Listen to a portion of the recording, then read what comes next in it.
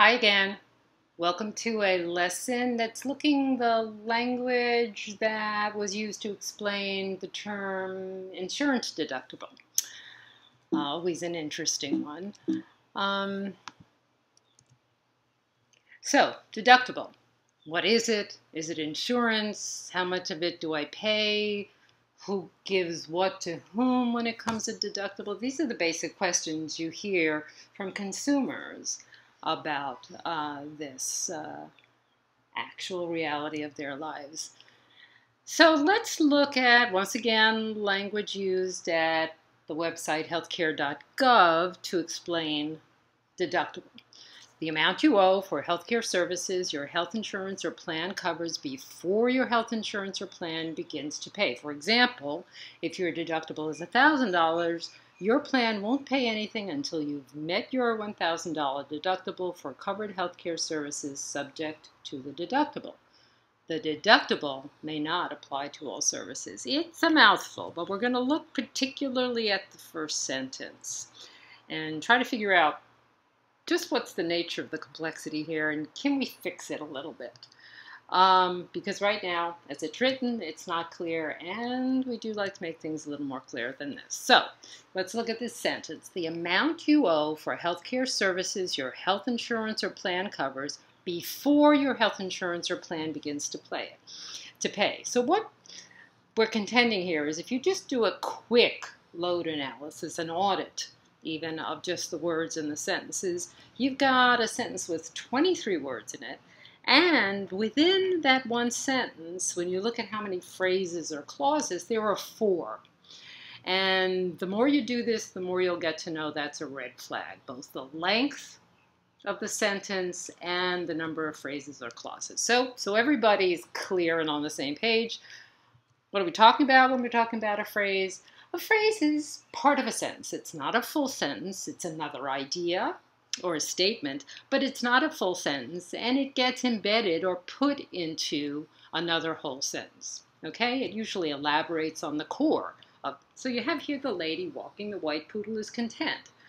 The core sentence, if you will, what the core statements are, the lady is walking the poodle. That's sort of maybe one of the core statements. The lady is content. Possibly the other core statement here. And therefore the lady who is walking the white poodle is content.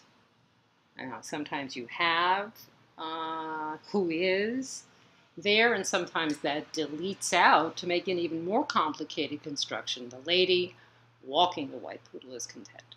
So, when you look at this sentence again, now let's apply the phrase and clause search that we just did with the lady and her poodle to this sentence.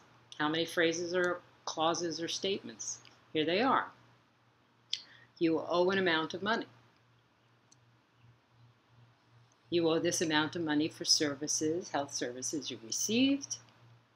And these health services are covered by your health insurance or health plan. But the health insurance only pays for services after something occurs. And that's where, as the Brits say, this sentence gets a little pear-shaped.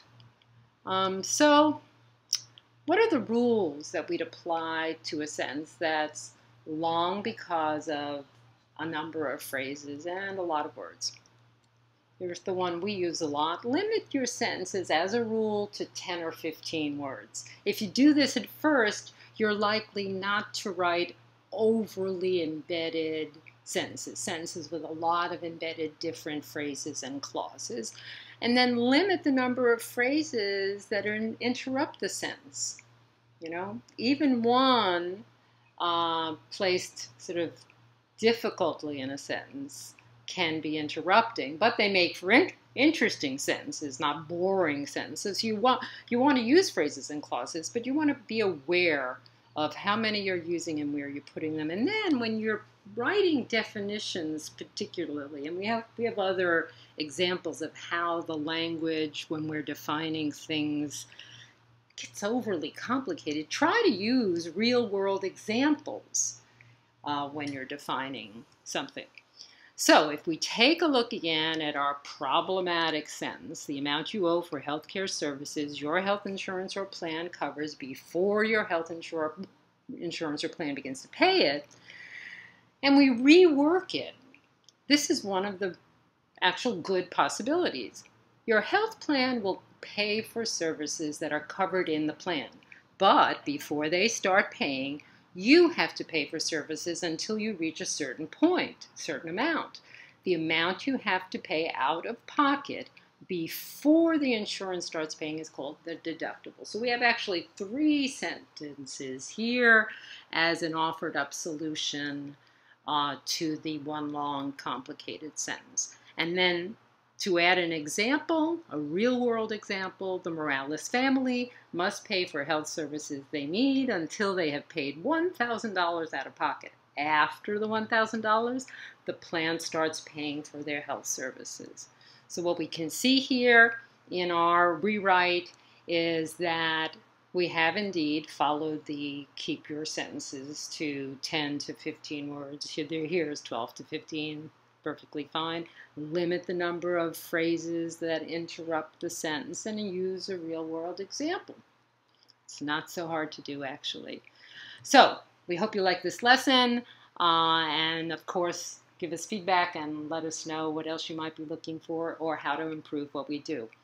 Have a great day.